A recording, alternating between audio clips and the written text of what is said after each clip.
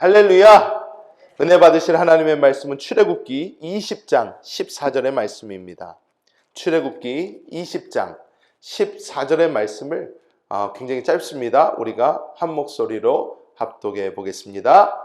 간음하지 말라. 아멘.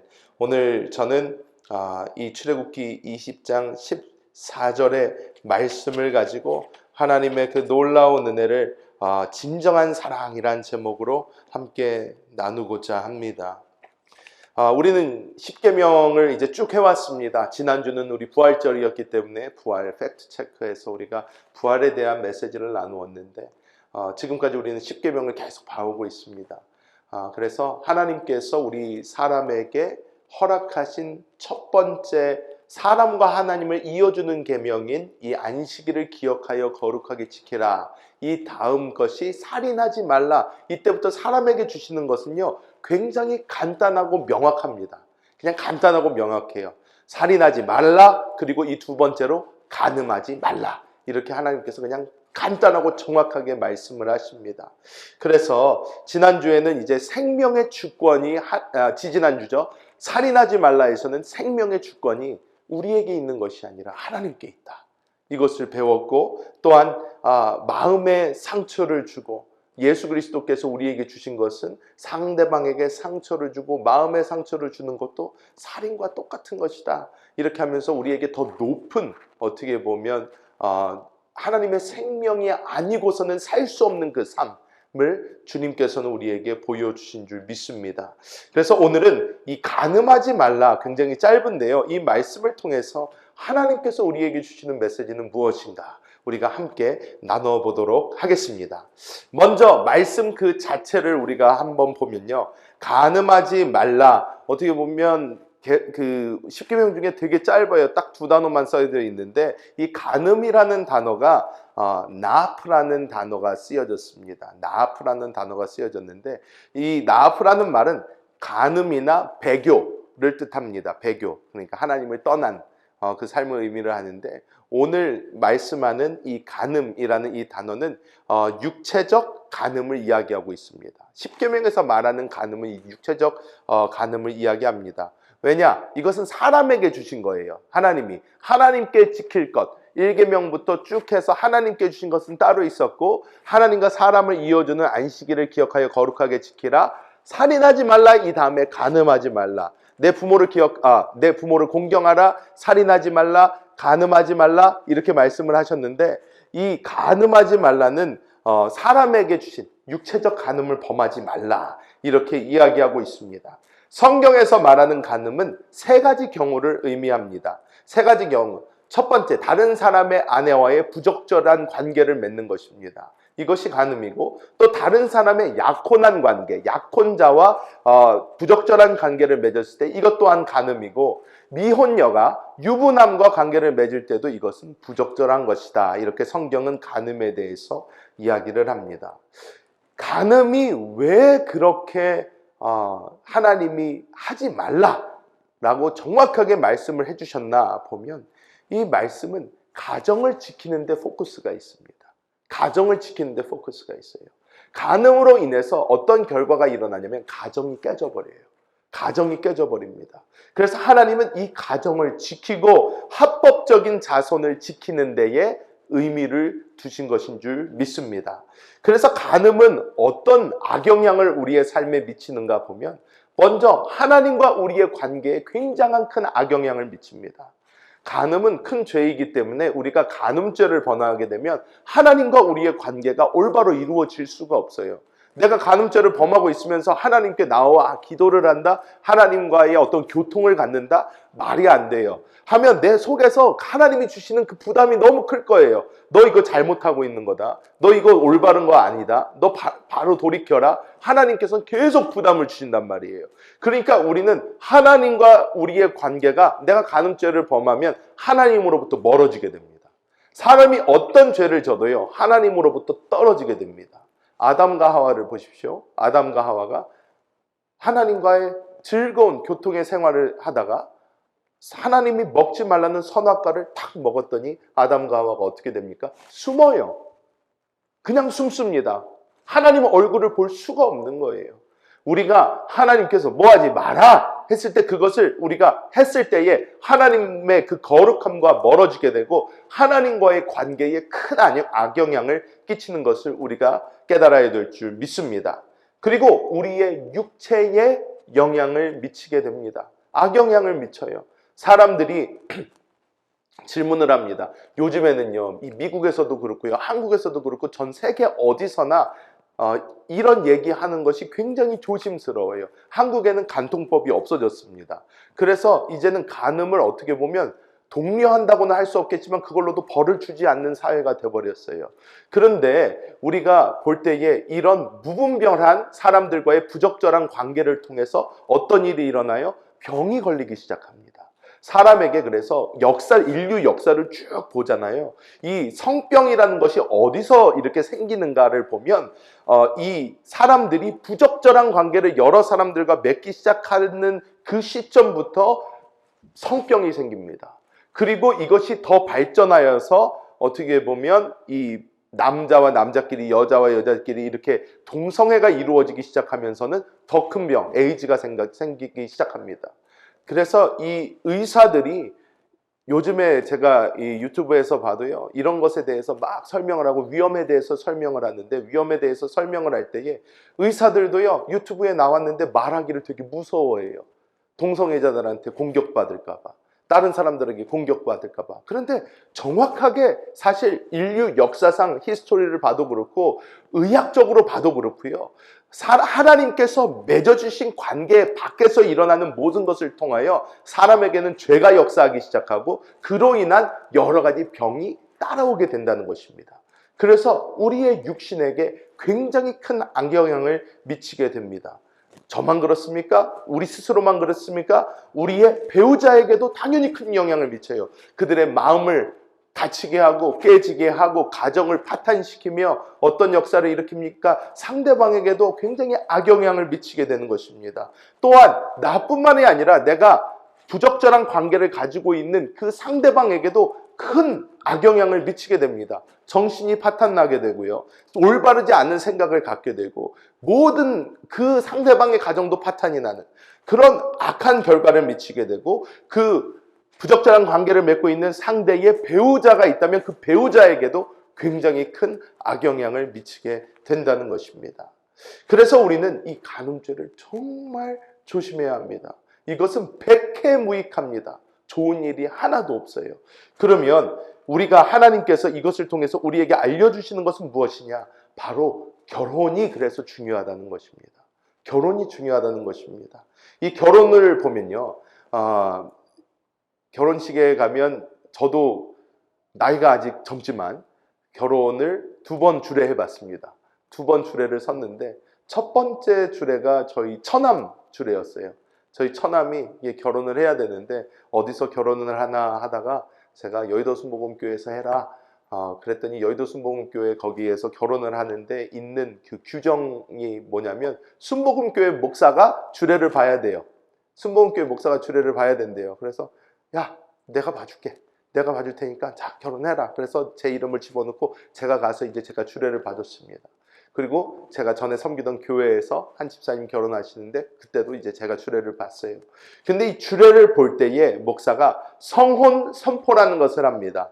성혼 선포라는 걸 하는데 이것은 이 마태복음 19장 6절의 말씀입니다. 이것은 뭐라고 하냐면 그런즉 이제 둘이 아니요 한 몸이니 그러므로 하나님이 짝지어 주신 것을 사람이 나누지 못할지니라 하시니, 이 말씀입니다.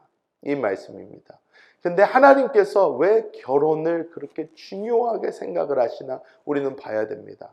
많은 사람들이 결혼이 왜 이렇게 중요한 것일까? 사실 결혼은 우리가 볼 때는요, 아무것도 아닐 수도 있어요. 그냥 법적인 관계에 끝날 수도 있습니다. 그런데 우리 예수 믿는 사람들에게는요, 결혼은 법적인 어떠한 동의, 관계를 넘어서 결혼은 가지고 있는 더 특별한 의미가 있습니다. 첫 번째로 결혼은 예수 그리스도와 우리와의 관계를 참 잘 보여줍니다. 예수 그리스도와 우리의 관계를 보여줍니다. 예수 그리스도는 우리의 신랑이시고 우리는 예수님의 신부입니다. 우리는 결국 예수님과 하나 될 운명을 가지고 있어요. 그래서 우리는 새 예루살렘에서 주님과 하나 되어 영원히 주님과 함께하는 그 삶을 살게 될 것입니다. 이게 교회의 운명입니다. 이것을 우리가 잘 알아야 돼요. 그래서 결혼이라는 것은 예수님과 우리의 이 영적인 연합처럼 두 사람이 한 몸을 이루는 것, 두 사람이 하나됨을 온전히 이루는 것, 이게 결혼이구나. 이것을 통해서 하나님이 우리로 하여금 하나님과 우리의 관계가 어떤 관계인지 잘 보여주시는구나. 이것을 우리가 정확하게 알아야 됩니다. 두 번째로 이 결혼이라는 것이 중요한 이유는 하나님의 역사가 이루어지기 위해서는요, 시간이 지나가야 돼요. 시간이 지나가야 됩니다. 왜 그런가? 저는 이것으로 고민을 많이 해봤습니다. 아담과 하와가 죄를 짓고 가인과 아벨을 낳았는데 이 가인과 아벨을 낳은 게 아니고 아담과 하와가 예수님을 낳았으면 처음부터, 그러면 바로 예수님이 피 흘려서 죽으시고 피 흘려서 그 죄를 사해 주시고 인류가 그 다음부터 그냥 이렇게 살았다면 얼마나 좋아요. 역사가 착착착착착 빠르게 진행이 되면 얼마나 좋습니까? 좋은 일만 딱 있으면 얼마나 좋겠어요. 그런데 예수님이 아담과 하와 지나고 한참 뒤에 예수님이 오시고요, 예수님이 또 다시 오신다는 걸 약속을 했는데 또 한참 걸리고 있습니다. 한참 걸리고 있어요. 예수님이 다시 오심은 초대교회부터 그렇게 믿고 기다리고 있었는데 지금 2000년이 지났는데도요, 아직도 우리는 예수님을 기다리고 있습니다.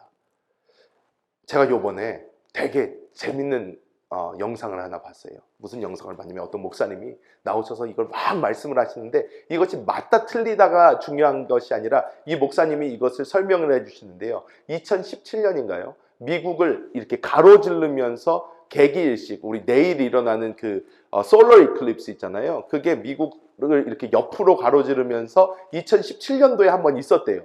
기억이 나시나요?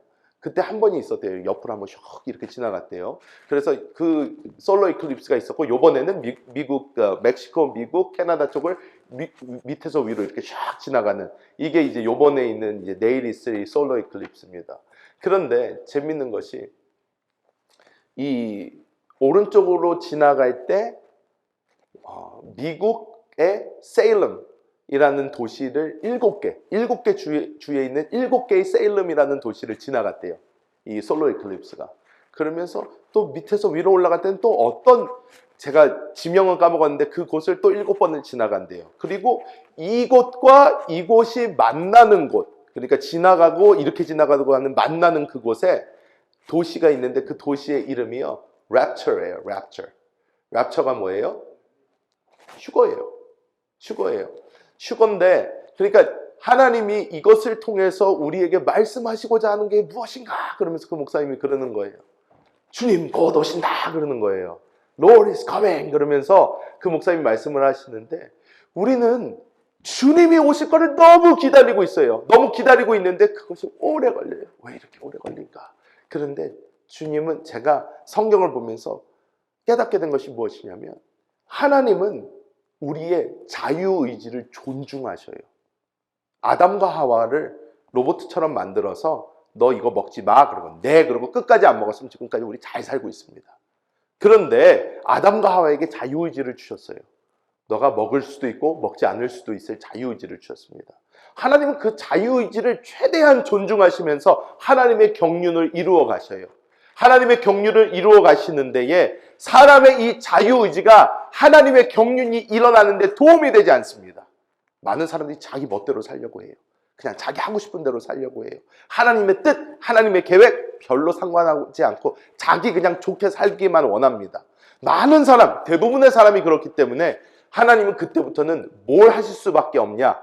하나님은 그때부터요, 사람들이요 확률적으로 많이 나서 사람들이 하나님의 역사가 지나갈 때에 하나님께 순종하는 그 사람이 나오기까지 하나님은요 기다리셔야 돼요. 기다릴 그 사람, 마리아처럼 하나님께 순종할 그 사람, 요셉처럼 하나님께 순종할 그 사람, 이 자기와 약혼한 여자가 벌써 임신을 했다고 그랬는데도 그 여자를 지키면서 그 여자가 애를 낳을 수 있게 도와주고 하나님 앞에 겸손하게 순종해서 이 아이를 잘 키울 수 있는 그런 사람들이 올 때까지 하나님은 기다리실 수밖에 없었어요. 인류의 역사는 계속 진행이 되어야 되고 하나님의 경륜은 이루어져야 됩니다. 그것을 위해서 우리가 해야 되는 게 있는데 무엇이냐면 우리가 애를 낳는 거예요. 자녀를 갖는 것입니다. 이거밖에 우리가 할 수 있는 게 별로 없어요. 하나님의 역사가 이루어지기 위해서 우리는 애를 낳아야 돼요. 애를 낳아야 됩니다. 저도 열심히 낳지만 정말로 애를 우리는 그래서 낳아야 돼요. 사실 다른 게 아니에요. 다른 것이 아닙니다. 하나님의 역사가 이루어지기 위해서. 그래서 하나님은 이 가정을 소중히 여기시고 이 가정에서 자녀를 갖는 것이 축복이라고 하나님께서는 하나님의 말씀을 통해 우리에게 계속해서 말씀해주고 계신 것입니다. 자, 그리고 우리가 마지막으로 알아야 되는 것이 있습니다. 그것이 무엇이냐면 우리 하나님께서 이 가늠하지 말라를 통해 우리에게 보여주시는 것은 이 결혼에 대해서도 보여주시지만 우리 사람의 유일한 사랑, 진정한 사랑은 하나님밖에 없다는 것을 하나님께서는 우리에게 보여주시는 줄 믿습니다. 사람이 왜 간음죄를 범할까요? 왜 그럴까요? 왜 간음을 할까요? 그 이유는 자기가 지금 가지고 있는 결혼 생활에 만족이 없는 거예요. 만족하지 못하는 거예요. 많은 사람을 저는 이 한국에 있으면서 이 많은 청년들을 상담을 해줘요. 결혼하기 전에도 상담을 해주고 결혼한 후에도 상담을 해주고 하는데 상담을 많이 해줬는데 그 청년들이요 저한테 와서 결혼 얘기를 참 많이 합니다.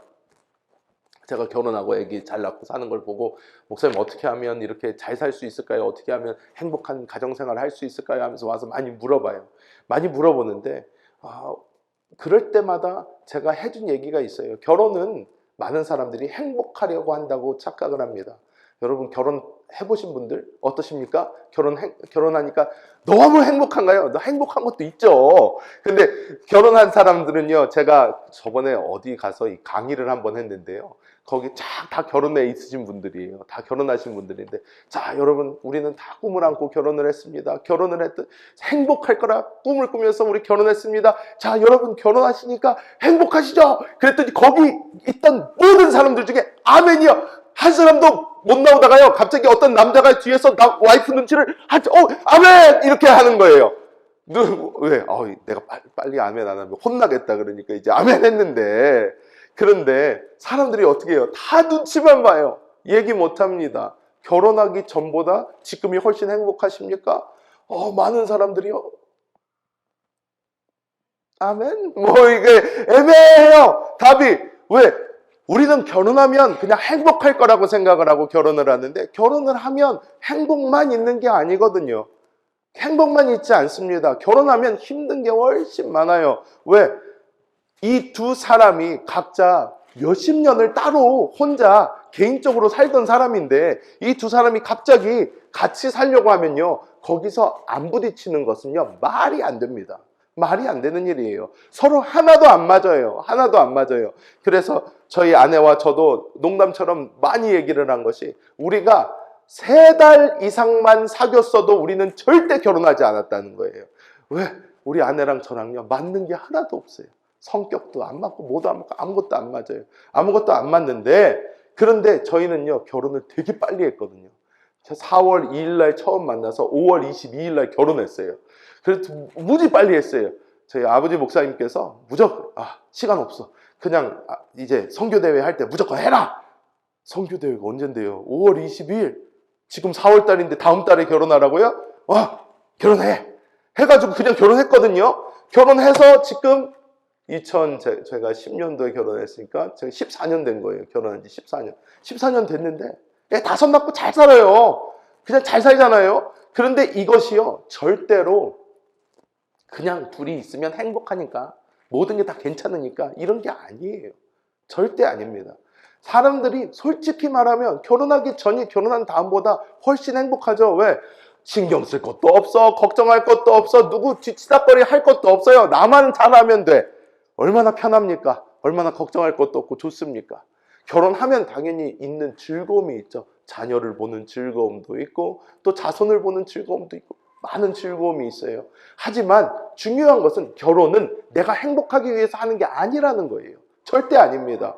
결혼이라는 것은 하나님께서 사실 무엇을 위해 주시는 것이냐면 하나님을 바라보라고 결혼하게 하시는 거예요. 하나님으로 만족하게 하기 위해서 결혼시키는 겁니다. 여기 결혼은 왜 실패하는가? 기대감, expectations 이렇게 얘기하는데요. 남편은 아내에 대한 expectation을 가지고 있어요. 아내는 남편에 대한 expectation을 가지고 있습니다. 그리고 그 expectation이 만나지 못할 때에, 그 기대감이 충족되지 못할 때에 서로 실망합니다. 아니, 남편이 이래야지. 그런데 그 남편이 그러지 못하면 저 사람은 왜 저러지? 하게 되는 거고, 아내는 이래야지. 근데 저 아내가 그러지 못할 때는 저 사람은 왜 저러지? 하는 것입니다. 하나서부터 열까지 다 서로 안 맞는 것을 찾게 됩니다. 한 목사님께서 이것을 설명하는 것을 제가 직접 본 적이 있습니다. 무엇이냐면 남자와 여자는요, 마음속에 퍼즐을 가지고 있습니다. 퍼즐을 가지고 있는데, 퍼즐을 가지고 태어났을 때에 그 퍼즐이 태어나면서 와장창하고 깨졌어요. 근데 이 퍼즐을 몇만 개짜리 퍼즐인데, 이 퍼즐의 그림을 스스로 몰라요. 이게 어떻게 만들어야 되는 퍼즐인지 몰라요. 그런데 이 남자와 여자는 무슨 생각을 하면서 사냐면, 내가 꿈의 남자를 만나면, 꿈의 여자를 만나면 그 사람은 이 그림에 대한 답을 가지고 있을 거야 라고 생각을 하고, 그런 왕자를 찾아서, 공주를 찾아서 막 다니다가 사랑에 빠지고 그 사람과 결혼을 딱 해요. 그런 다음에 그 사람한테 요구합니다. 나의 퍼즐을 맞춰주세요. 한데 그 사람은 이만큼 자기의 퍼즐을 가지고 와서, 아니요, 내 퍼즐 좀 맞춰주세요. 근데 이 두 사람이 서로 모르는 게 무엇이냐? 스스로도 이 그림을 모르지만 상대방도 이 그림을 몰라요. 어떤 퍼즐인지 모릅니다. 이것을 아시는 분은 딱 한 분밖에 없어요. 나에게 처음 이 퍼즐을 주신 분. 누굽니까? 하나님. 하나님만 아셔요. 남자와 여자가 이렇게 있고 하나님을 꼭대기에 두고 그 하나님을 바라보면서 서로 걸어갈 때에 이 남자와 여자는 가까워질 수가 있어요. 그리고 서로 하나님 안에서 행복을 찾을 수가 있습니다. 하지만 우리가 이 두 사람이 아무리 가까워지려고 해도 이 사람들이 가지고 있는 다른 점들 때문에 절대로 그냥 가까워질 수 없다는 것입니다. 남자는 화성에서, 여자는 목성에서인가요? 뭐 그 책 있죠. 옛날에 되게 유명했어요. Men are from Mars, Women from Venus인가 뭐 그렇게 해가지고 굉장히 유명한 책이 있습니다. 근데 그 유명한 관계에 대한 책인데요. 그 책을 쓴 그 교수님이요, 관계에 대한 책, 남자와 여자는 그만큼 다르기 때문에 서로가 이해할 수 있게 대화해야 되고 어떻게 해야 된다 쭉 말하던 그 교수님이요, 이혼했어요. 결국 그 책 쓰고 이혼했습니다. 그러니까요, 이것은요 머리로 되는 게 아니라는 거예요. 방법으로 되는 것도 아니라는 것입니다. 우리 생각에는 자꾸 내가 이걸 조금 바꿔보면, 내가 이 방법대로 해보면, 내가 조금 바뀌면, 내가 어떻게 해주면 이 결혼이 잘 될 수 있겠지, 내가 잘 살 수 있겠지. 아니요, 그렇지 않습니다. 우리의 문제의 해답은 누구십니까? 하나님이셔요. 그래서 하나님으로 만족하는 그 삶을 우리가 찾게 될 때에 우리의 결혼 생활도 더 좋아지는 것입니다. 우리가 하나님으로 만족하는 그 삶을 살지 못한다면 우리의 결혼은 실패하고 맙니다. 해서 하나님께서 우리에게 보여주시는 것은 우리의 유일한 만족이요, 우리의 유일한 사랑이 되시는 분은 하나님밖에 없으시다는 거예요. 그래서 우리 모두가 하나님 안에서 그 만족과 사랑을 얻을 때에 우리의 결혼 생활뿐 아니라 우리 주위에 있는 모든 사람들과의 관계 안에서도 하나님이 주시는 놀라운 은혜를 누리게 될 줄 믿습니다. 말씀을 맺도록 하겠습니다. 오늘 간음하지 말라, 굉장히 짧은 이야기지만 하나님께서 얼마나 우리의 관계, 사랑과의 관계, 그리스도와 우리의 하나됨, 그리고 하나님의 역사를 위해서 자손을 만드는 것에 대해서 하나님이 얼마나 큰 관심이 있으신가 우리가 보게 되었습니다. 우리가 이것을 보면서도 나의 유일한 사랑, 나의 유일한 만족은 하나님이시구나. 우리가 이것을 알고 이것을 받아들이고 우리가 함께 나아갈 때에 하나님은 우리의 삶을 통해서 하나님의 놀라운 사랑과 은혜를 부어주시고 우리의 이 결혼 안에서, 우리의 관계 안에서도 하나님이 주시는 놀라운 은혜가 넘치게 될 줄 믿습니다. 기도하겠습니다. 하나님, 주님의 놀라우신 그 은혜와 사랑을 감사합니다. 하나님께서 우리 사람들에게 이 하나님이 주시는 사랑이 무엇인지, 그리고 그리스도 예수와 교회의 연합이 무엇인지, 또한 하나님이 주시는 그 사랑에 대해 깨닫게 하기 위하여 이 아름다운 결혼과 모든 것을 허락해 주셨는데, 사람의 이 죄로 말미암아 이 모든 것이 피폐하게 되고 하나님 밖에서 망가지게 되었음을 우리가 깨닫습니다. 주여, 주의 사랑 안에서 우리가 진정한 하나됨을 이루게 하여 주시고, 우리 모두가 주의 얼굴을 바라보며 주님 안에서 서로 나아가게 하여 주사 하나님이 주신 놀라운 은혜를 누릴 수 있는 모든 성도들 되게 하여 주시옵소서. 감사드리며 예수님의 이름으로 기도하옵나이다. 아멘.